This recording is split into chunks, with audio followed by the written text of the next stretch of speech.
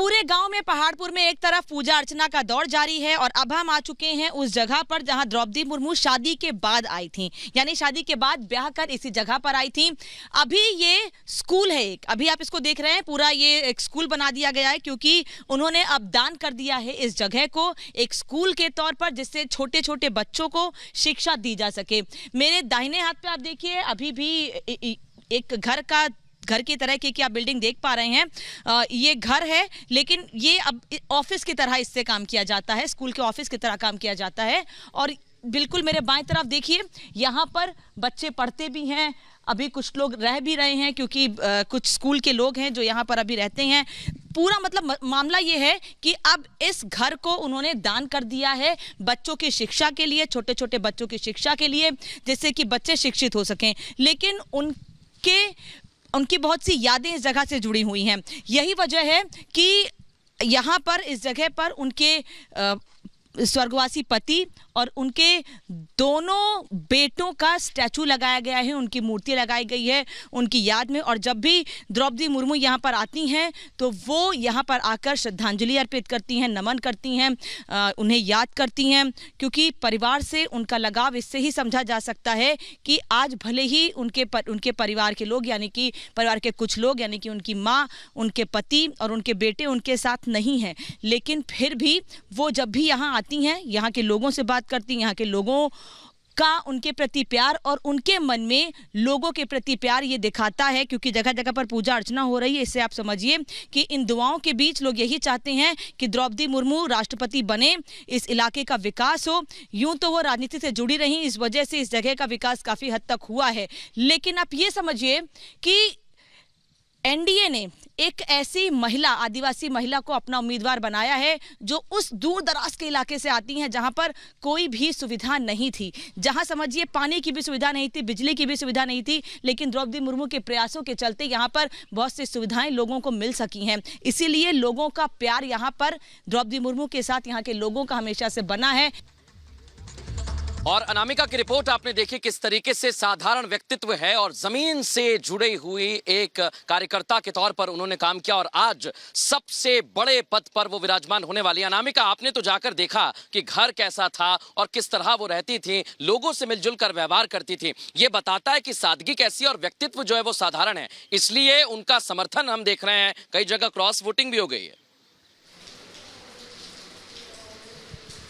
और उनकी यही सादगी है मृदुल जो उनको लोगों से जोड़ रही है। यहाँ हम जिन भी लोगों से बात कर रहे हैं वो सीधे मैडम, मैम या किसी फॉर्मल शब्द का नहीं, सब दीदी शब्द से उनको संबोधित कर रहे हैं। सबका ये कहना है कि जब दीदी जीतेंगी तो जश्न मनाया जाएगा। यहाँ के लोगों का तो साफ है, उनका कहना है कि हमको पता है कि यहाँ पॉलिटिकल तौर पर भी वो लोग जो भले ही पार्टी के तौर पर विरोधी हो, लेकिन द्रौपदी मुर्मू के समर्थक हैं, क्योंकि वो उनको जानते हैं, समझते हैं। कभी कोई दिक्कत होगी, आप किसी भी पॉलिटिकल पार्टी से हैं, किसी दूसरे खेमे के, उससे फर्क नहीं पड़ता उनको, वो सबकी मदद के लिए हमेशा आगे रही हैं। और जिस तरीके से उनका व्यवहार है, उनका व्यक्तित्व है, उनके गांव में भी हम गए, समझिए मृदुल आज भी वहां पर कुछ कई जगहों पर नेटवर्क की प्रॉब्लम है, लेकिन उसके बाद भी काफी सुविधाएं वहां पहुंच चुकी हैं और सारी चीजें द्रौपदी मुर्मू के अथक प्रयास से ही पहुंची हैं। और यही वजह है कि आज लोगों का समर्थन, प्यार बहुत ज्यादा है उनके लिए। और केवल विकास ही नहीं, मैंने यहाँ के लोगों से पूछा भी कि आप क्यों उनको समर्थन देते हैं, आप उन्हें क्यों प्यार देते हैं, कि उन्होंने विकास किया है इसलिए। उनका कहना है कि जब वो राजनीति में नहीं थी, जब वो एक आम नागरिक के तौर पर यहाँ रहा करती थी, तब भी उनका लोगों से जो जुड़ाव था। और सबसे बड़ी बात, जिन मुश्किल की घड़ी में, जिन परेशानियों में उन्होंने खुद को संभाला, जिस तरीके से उन्होंने अपने आप को साबित किया, संघर्ष के बीच, चुनौतियों के बीच अपने आप को निकाल कर एक मजबूत महिला के तौर पर लेके आई, वो एक उदाहरण है। और इसीलिए वो सबकी मदद के लिए आगे भी रहती है और यही वजह है कि सबका प्यार, समर्थन उनको मिलता रहा है।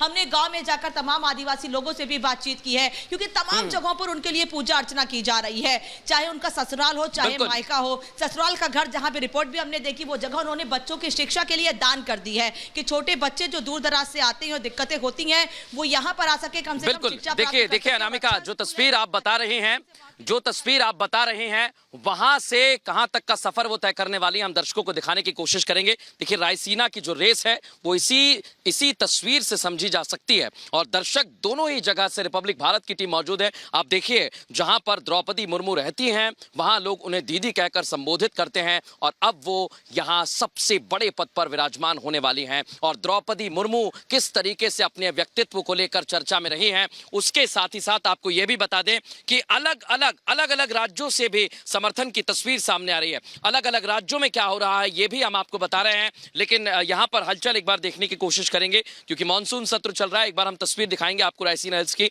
जो सड़क है वो सीधे जाती है और ये सड़क इसलिए खास है क्योंकि हम देखिए दोनों तस्वीर आपको बता रहे हैं। वो घर हमने बताया जो द्रौपदी मुर्मू का है, वो घर हमने आपको बताया और अब हम आपको नया घर बता रहे हैं क्योंकि बहुत हद तक एनडीए को उम्मीद है कि उनकी जो तरफ से द्रौपदी मुर्मू को खड़ा किया गया है, तमाम दल जो हैं वो उनको समर्थन दे रहे हैं। और विशेष तौर पर कुछ ऐसी जगह से खबरें सामने आई हैं जहां पर क्रॉस वोटिंग की गई है। तो आप समझ सकते हैं कि किस तरीके से यहां पर वोटिंग चल रही है और उसके क्या परिणाम होंगे। लेकिन अभी लाइव तस्वीरें हम दिखा रहे हैं जहां पर जनप्रतिनिधि लगातार सुबह से ही मतदान करने के लिए पहुंच रहे हैं और अलग अलग पार्टी के बड़े नेता, शीर्ष नेता पहुंचे हुए हैं। प्रधानमंत्री नरेंद्र मोदी ने भी चर्चा की, इसके बाद पूर्व प्रधानमंत्री मनमोहन सिंह ने भी चर्चा की, बातचीत की है और मतदान किया है। व्हील चेयर पर वो आए थे प्रधानमंत्री। और अभी आपको तस्वीर हम दिखा रहे हैं सोनिया गांधी की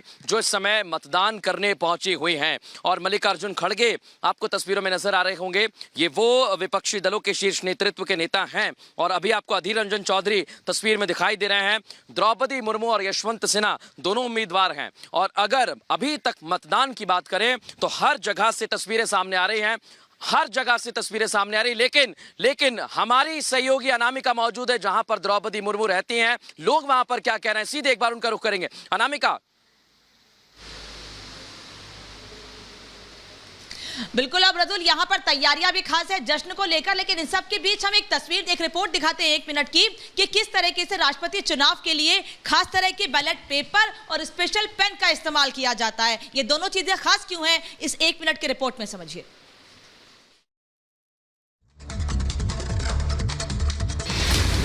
राष्ट्रपति चुनाव के लिए वोट डाले जा रहे हैं। ये चुनाव कई मायनों में खास होता है। वोट डालने वाले विधायकों और सांसदों के लिए पेन से लेकर बैलेट पेपर तक अलग होते हैं। सांसद जिस बैलेट पेपर से वोटिंग करते हैं उसका रंग हरा होता है, जबकि विधायक गुलाबी बैलेट पेपर से अपना वोट डालते हैं।